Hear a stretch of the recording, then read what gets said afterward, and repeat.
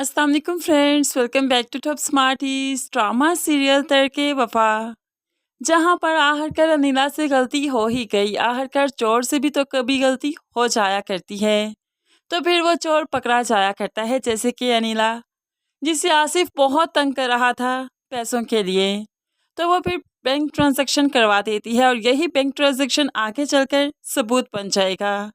अब यहाँ पर जो कि बहुत बुरे हालात चल रहे थे सिप्ती के, उसकी कंपनी के, तो इतनी भारी अमाउंट की जब बैंक ट्रांजैक्शन देखी तो सिप्ती तो हैरान रह गया। आकर अनिला आप ही से पूछने लगा, आपने कोई बैंक ट्रांजैक्शन करवाई थी?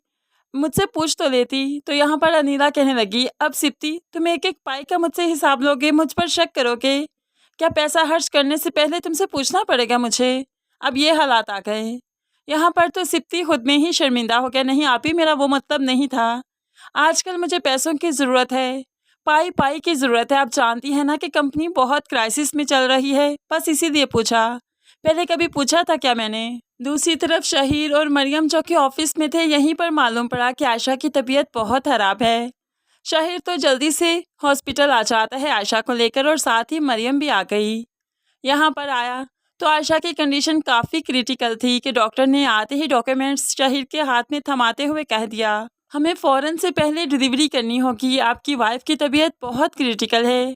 आपको इन पेपर्स पर साइन करने हैं कि अगर आपकी वाइफ को या बच्चे को कुछ भी हो जाता है तो इंतज़ामिया जिम्मेदार नहीं होगी। अब ना चाहते हुए भी शहीर को यहाँ पर साइन करने ही पड़े। ये वक्त शहीर और मरियम ने कैसे गुजारा वही जानते हैं।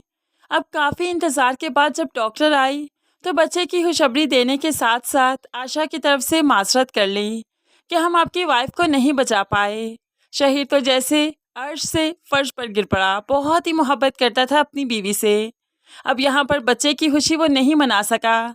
बच्चे को तो सिर्फ मरियम ही देखती है, वो तो आशा के गम में निढाल है। शहीर बच्चे को मरियम के साथ लेकर घर आ जाता है, तो जब सिप्ती को मालूम पड़ा तो वो भी जल्दी से दोस्त के पास आता है, उसके गले लगकर उससे इजहार ताज़ियत करता है। तो यहाँ पर अनिला भी जो साथ आई थी, मरियम को यूं शहीर का बच्चा अपनी गोद में लिए बैठे देख रह ना पाई कि उसके पास आकर सरगोशी करते हुए कहने लगी, पहले सिप्ती फिर मिर्जा और अब सिप्ती के दोस्त को फांस रही हो। आखिर चाहती क्या हो, किस किस्म की लड़की हो तुम? मरियम तो सिर्फ अनिला को घूरती रही, क्योंकि ये मौका नहीं था कि अनिला को करारा सा जवाब दिया जाता। दूसरी तरफ मकाफात के तौर पर अनम भी तो उजड़ कर अपने घर आ गई।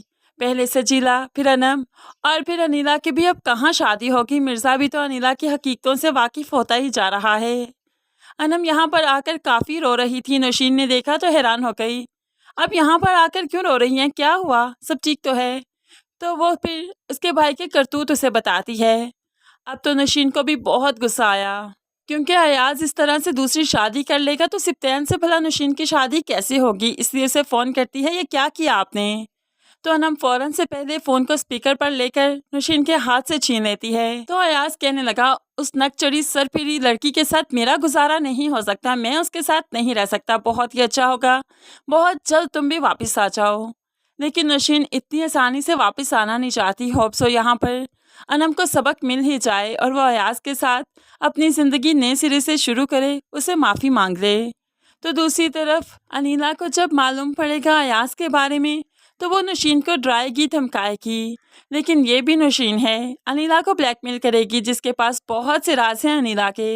इस तरह तो अनीला हर तरफ से फंसने वाली है, बैंक ट्रांजैक्शन की तरफ से और फिर नौशीन की तरफ से भी। और मिर्ज़ा भी तो अब इससे शादी नहीं करेगा, क्योंकि मिर्ज़ा के सामने अनीला की हकीकतें आती जा रही हैं और अनीला आखिर में हाल ही हाथ ही रह जाएगी, क्योंकि सिप्ती को भी मालूम पड़ जाएगा कि इसका बच्चा अनीला की वजह से ही इस दुनिया से गया।